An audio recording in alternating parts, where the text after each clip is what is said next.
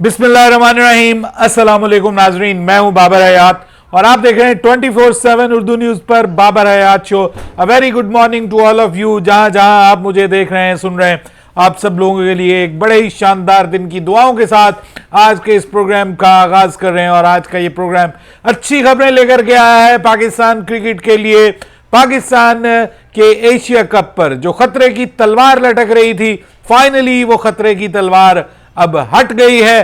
पाकिस्तान को एक moral victory मिली है एशिया कप में। आज पाकिस्तान का यूएई के खिलाफ मैच एज पर स्केड्यूल होने जा रहा है। इसमें पूरी कहानी क्या हुई, किस तरह से पाकिस्तान की बात को माना गया, किस तरह से आईसीसी ने घुटने टेके और किस तरह से इस एशिया कप में पाकिस्तान के पोटेंशियल बायकॉट को बचाया गया। क्रिकेट की बेहतरी के लिए यह हुआ। पाकिस्तान के पास एक बड़ा मौका है यूएई के खिलाफ मैच जीतकर पाकिस्तान टॉप 4 में, सुपर 4 में क्वालिफाई करे और उसके बाद फिर भारत से बदला लेकर पाकिस्तान उसके साथ अपना हिसाब बराबर करे। इस पे बात करेंगे तफसील के साथ। आज पाकिस्तान की प्लेइंग 11 क्या होने जा रही है, कुछ तब्दीलियों की बाज़गश्त सुनाई दे रही है। पाकिस्तान ने गुज़िश्ता रात जो प्रैक्टिस की है, उस प्रैक्टिस के अंदर भी पाकिस्तान के कुछ खिलाड़ी जो हैं वो स्पेशल प्रैक्टिस करते हुए नजर आए हैं। खास चीज़ों पे उन्होंने काम किया है, वो क्या है वो भी आपके साथ शेयर करूंगा आज की इस वीडियो में। लेकिन आगे बढ़ने से पहले आपसे गुजारिश कि अगर आप हमारे नए व्यूअर हैं तो प्लीज़ हमारे इस चैनल को जल्दी से कर लीजिएगा सब्सक्राइब और बेल आइकन को पुश करना मत भूलिएगा। मुझे फॉलो कीजिए इंस्टाग्राम पे @बाबर हयात शो और हमारे पेज को फेसबुक पे लाइक कर लीजिएगा। तो जनाब, बात यह है कि गुज़िश्ता रात पाकिस्तान क्रिकेट बोर्ड और आईसीसी में मामला तय हो गए और उसका रात गए अंदाजा हो गया था, पता चल गया था, but it was a bit too late कि आपको मैं बताता। मैंने कहा कि मॉर्निंग में आपको अच्छी खबर देंगे और मामला तय ये हुए हैं कि पाकिस्तान के मैचेस से एंडी पाइक्राफ्ट को हटा दिया गया है। एंडी पाइक्राफ्ट अब पाकिस्तान के किसी भी मैच में इन द फ्यूचर वो अब पाकिस्तान के मैच रेफरी नहीं होंगे।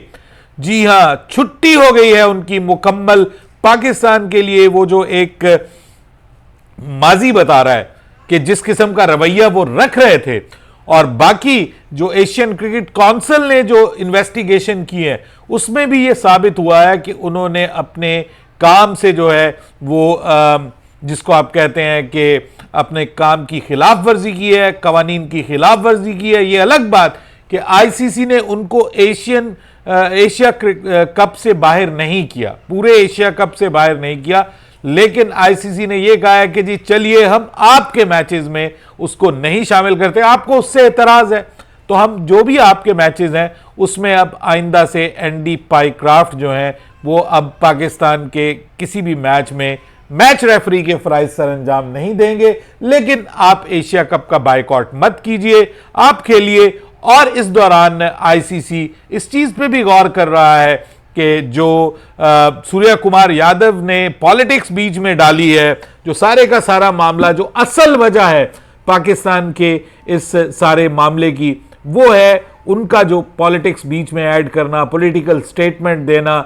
और जो उन्होंने प्रेस कॉन्फ्रेंस में भी किया, उससे पहले उन्होंने प्रेजेंटेशन सेरेमनी में भी जो किया, क्योंकि ये आईसीसी की रेड लाइन है, ये जो पॉलिटिकल कमेंट्स हैं ये आप नहीं कर सकते। अब इसके ऊपर क्या आईसीसी कोई एक्शन लेता है, ये एक बड़ा सवाल है, क्योंकि अगर आईसीसी इसके ऊपर एक्शन नहीं लेता तो ये एक फिर नॉर्म सेट हो जाएगा।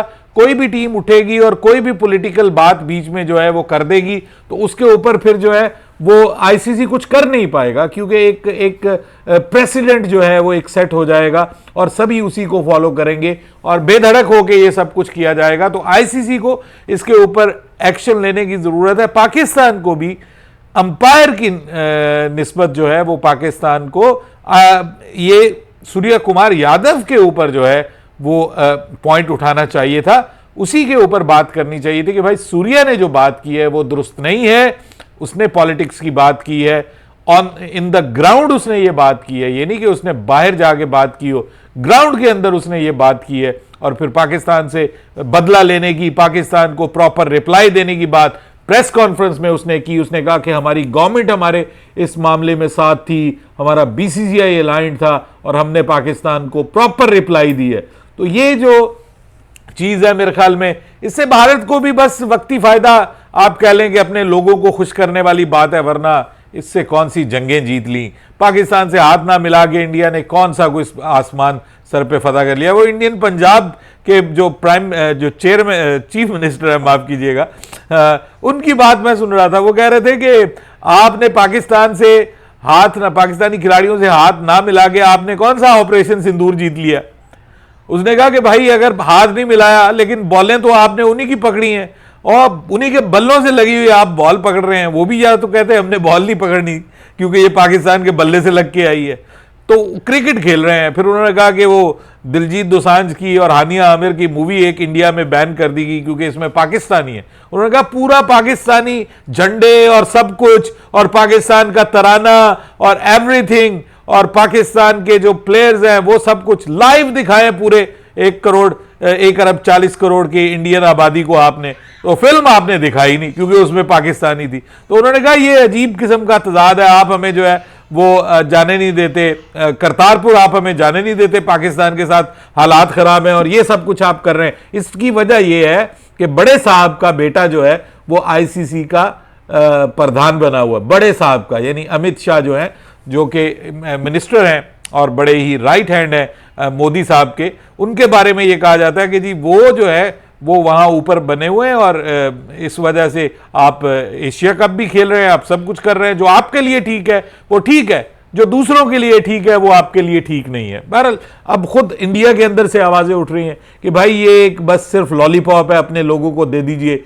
वो लोग जो कह रहे थे कि पाकिस्तान के साथ मैच नहीं खेलना, आप उनको खुश करने की कोशिश कर रहे हैं जस्ट इस वजह से कि जी हमने हाथ नहीं मिलाया। बहरहाल अब देखते हैं आईसीसी मूविंग फॉरवर्ड इस पे क्या करता है। बस पाकिस्तान अब अपना मैच खेलने जा रहा है और पाकिस्तान क्रिकेट बोर्ड रात गए तक मुशावरत करता रहा। अभी तक पाकिस्तान क्रिकेट बोर्ड ने ऑफिशियल इस पे स्टेटमेंट नहीं दी। वो खबर आ जाएगी थोड़ी देर बाद, ऑफिशियली भी उसको स्टेटमेंट आ जाएगी, लेकिन जो सोर्सेज हैं वो अब कंफर्म कर रहे हैं। गुज़िश्ता रात गए ये बात तय हो गई कि मैच हो रहा है जी। और पाकिस्तान की टीम ने कल प्रैक्टिस भी की, आपको याद होगा मैंने आपको बताया था। अब प्रैक्टिस की अंदरूनी कहानी भी सामने आ गई है। जो साइम अयूब हैं वो हारिस रऊफ की बॉल के ऊपर, वसीम जूनियर की बॉल के ऊपर, हसन अली की बॉलिंग के ऊपर वो जो है वो प्रैक्टिस करते हुए नजर आए हैं। थोड़ी बाउंस वाली बॉल जो है उसको कट करने की, यानी जिस बॉल पे वो आउट हुए थे आपको याद होगा पांड्या की, थोड़ा बाउंस ज्यादा कर गया था और कट करने की बजाय उन्होंने पॉइंट पे जो है वो बुमराह को कैच दे दिया था, आपको याद होगा पहले मैच में। तो वो शॉट जो उनके लिए प्रॉब्लम बनी है, उस शॉट को रेक्टिफाई करने के लिए, उसकी खामियों को रेक्टिफाई करने के लिए वो प्रैक्टिस करते रहे। उसके बाद जो है वो पाकिस्तान के हमारे कप्तान जो हैं वो अबरार अहमद को फेस करते रहे, स्पिनर को, और इसके अलावा वो दूसरे कुछ बॉलर्स को भी, फ़हीम अशरफ की बॉलिंग का सामना करते रहे, इनको फेस करते रहे।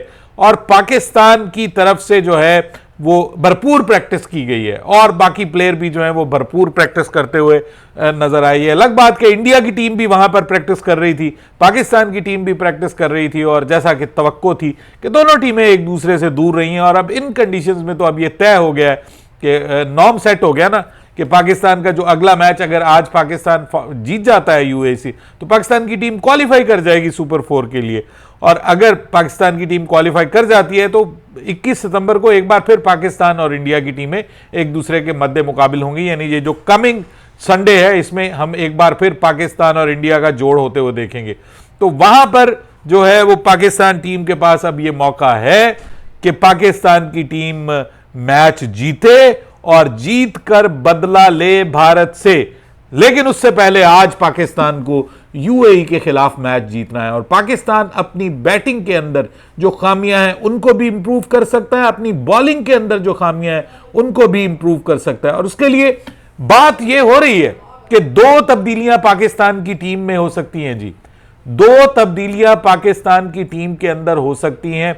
और उसमें एक खबर तो यह है कि पाकिस्तान हारिस रऊफ को आज के इस मैच में एंटर कर सकता है और उसके लिए पाकिस्तान की टीम तैयारी कर रही है। अब उसमें एक खबर यह है कि शायद सुफियान मुकीम जो हैं वो बिल्कुल ही डिसअपॉइंट कर रहे हैं, उनकी स्पिन बॉलिंग के अंदर कोई उस किस्म का दमखम दिखाई नहीं दे रहा, तो उनको जो है वो इस मैच में यूएई के खिलाफ रेस्ट दिया जा सकता है और उनकी जगह पाकिस्तान एक सीमर और ऐड कर सकता है। जो बहुत सारे जो फास्ट बॉलर्स हैं पाकिस्तान के, एक्स क्रिकेटर्स हैं, उन सब का यही था कि भाई आप बिल्कुल यूनिडायमेंशनल किस्म की बॉलिंग मत बनाइए। जो फास्ट बॉलर्स के अगेंस्ट इंडिया का आपके रिकॉर्ड है वो बहुत ज्यादा अच्छा नहीं, हालांकि पिछले मैच में आपके फास्ट बॉलर को उन्होंने उड़ा के रखा। शाहीन शाह अफरीदी को पहली बॉल पे चौका, दूसरी बॉल पे छक्का, फिर चौका, फिर छक्के, मतलब जो आपके शाहीन शाह अफरीदी थे वो जितने उन्होंने छक्के लगाए ऑलमोस्ट उतने खा भी लिए, उन्होंने हिसाब किताब बराबर कर दिया। तो वो भी कोई बहुत ज्यादा अच्छा परफॉर्म नहीं करते हुए नजर आए। लेकिन बात यह है कि सुफियान मुकीम जो है ना जी, उसने बहुत डिसअपॉइंट किया है। हम बहुत ज्यादा उम्मीद लगाए हुए थे सुफियान मुकीम से कि सूफी कुछ करेगा यहां पे, लेकिन सूफी को बस एक ही काम आता है, वो आधे पिच में बॉलें फेंकता है, तेज रफ्तार से बॉलें फेंकता है, ना फ्लाइट दे रहा है, घबरा जाता है, डर जाता है, पीछे शॉर्ट बॉल करना शुरू कर देता है और उससे उसको विकेट नहीं मिल पा रही। देखिए ये तो है एग्रेशन का गेम, ये जो रिस्ट स्पिनर है इसका काम ही एग्रेसिव बॉलिंग करना है, पॉजिटिव बॉलिंग करना है, और अगर वो नहीं करता तो फिर वो बिल्कुल एक जिसको आप कहते हैं ना नॉर्मल बॉलर बन जाता है, क्योंकि आपका जो बल्लेबाज है ना उसके पास फिर एनफ टाइम हो जाता है रिएक्ट करने के लिए। और आई थिंक सो इंडिया ने उसको हाथ से भी बहुत अच्छे तरीके से जज किया है और इसी वजह से इंडियन बल्लेबाजों ने उसकी बॉल के ऊपर बहुत तगड़ी हिटिंग की है। और मेरे ख्याल में उसके लिए अब पाकिस्तान क्रिकेट टीम मैनेजमेंट ये सोच सकती है कि हम एक स्पिनर को बीच में से माइनस करें, क्योंकि उसका बहुत ज्यादा फर्क नहीं पड़ने वाला। एक स्पिनर को माइनस करके पाकिस्तान हारिस रऊफ को आज के इस मैच में खिला सकता है। हारिस रऊफ काफी प्रैक्टिस भी करते हुए नजर आए, हालांकि हारिस रऊफ का अपना रिकॉर्ड बहुत अच्छा नहीं है, बट क्या करें, वो कहते हैं ना मरें ना क्या ना करें, कुछ ना कुछ तो पाकिस्तान को करना पड़ेगा ना, कुछ ना कुछ तब्दीली तो पाकिस्तान को करना पड़ेगी आज के इस मैच में। और देखना पड़ेगा कि फिर आगे इंडिया का मैच सामने रखते हुए पाकिस्तान का कॉम्बिनेशन कैसे बेहतर होता है, क्योंकि जो नई बॉल है उसके साथ आपको कुछ ना कुछ जो है वो मदद मिलती है। प्रॉब्लम यह है कि अब हारिस रऊफ नई बॉल नहीं करते, नई बॉल हसन अली करते हैं, लेकिन हसन अली को नई बॉल में मार पड़ जाती है। अब हसन अली को क्या करें, उसको लाएं या वसीम जूनियर को लेके आए? तो मुझे लगता है कि हारिस रऊफ को ही आज के इस पाकिस्तान की प्लेइंग 11 का हिस्सा बनाया जाएगा। जो दूसरी तब्दीली पाकिस्तान आज कर सकता है और मोस्ट प्रोबेबली करेगा वो ये है कि पाकिस्तान मैच में जगह दे सकता है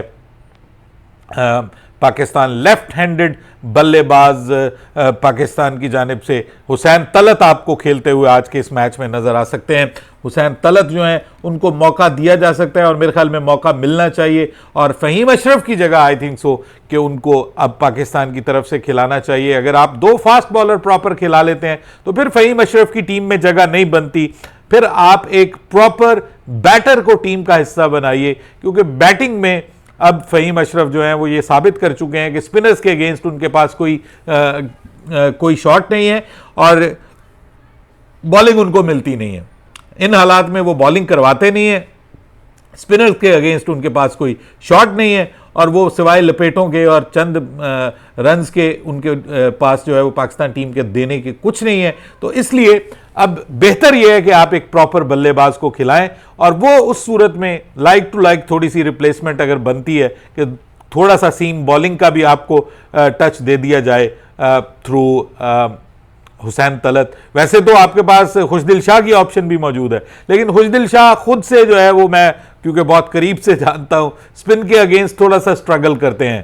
तो जो बेटर प्लेयर है against the spin, against the seamer, और नंबर 4-5 पे 5-6 पे अगर आप उसको लेके आते हैं तो अगर आपका ऊपर से कुछ मामला होता भी है कोई आपका टॉप ऑर्डर कोलैप्स भी करता है, तो उस सूरत में वो आपके पास एक चॉइस जरूर है कि वो थोड़ी लंबी इनिंग्स खेल के मैच को आगे लेके जा सके, ताकि आगे जाके फिर जो ऑलराउंडर्स हैं वो कुछ ना कुछ कर सके। अब पाकिस्तान की जो प्लेइंग 11 मेरे ख्याल में आज के मैच के लिए बनती हुई दिखाई दे रही है, उसमें पाकिस्तान की जानिब से अगर ओपनिंग की बात करें तो वो साइम अयूब और साहबजादा फरहानी आपको नजर आएंगे। दोनों के ऊपर पाकिस्तान की नजरें हैं। साइम अयूब अपनी खामियों पे कंट्रोल करने की कोशिश करें, वरना साइम अयूब के लिए भी बाय बाय टाटा हो सकता है, ये मैं आपको बताऊं, क्योंकि जितना मौका साइम अयूब को दिया गया है, किसी पाकिस्तानी ओपनर को इतने चांसेस नहीं दिए गए अक्रॉस द फॉर्मेट। और वो ठीक है, टेस्ट में और ओडीआई में उसने अच्छा परफॉर्म किया, लेकिन टी20 में और फिर अब रिसेंटली टेस्ट में भी वो बुरी तरह नाकाम रहा है। तो इस वजह से बाकी प्लेयर जो हैं उनकी भी फिर ये हौसला शिकनी होती है कि जब आप एक ही प्लेयर को इतने जो है वो मौके देते रहे तो फिर प्रॉब्लम बनती है। तो उसको परफॉर्म करना है और अच्छे तरीके से परफॉर्म करना है। साहबजादा फरहान को भी अपनी थोड़ी सी जो है वो खामियों के ऊपर काबू पाने की जरूरत है। ठीक है, वो छक्के मार लेते हैं, उन्होंने बुमराह को जो छक्का मारा वो पाकिस्तान के किसी भी बल्लेबाज का बुमराह को पहला छक्का था, और उन्होंने एक नहीं एक से ज्यादा छक्के मारे। तो वो उन्होंने अपनी टैलेंट जरूर हिटिंग के जरिए बताया, लेकिन जो वो रन्स नहीं लेते और ब्लॉक कर देते हैं, एक छक्का मार के 4 बॉलें रोक ली, तो वो आपके लिए फायदेमंद नहीं है, वो मुखालिफ टीम को उसका ज्यादा फायदा होता है, क्योंकि आप अपनी विकेट जो है वो दाव पे लगा के 6 रन बना रहे होते हैं।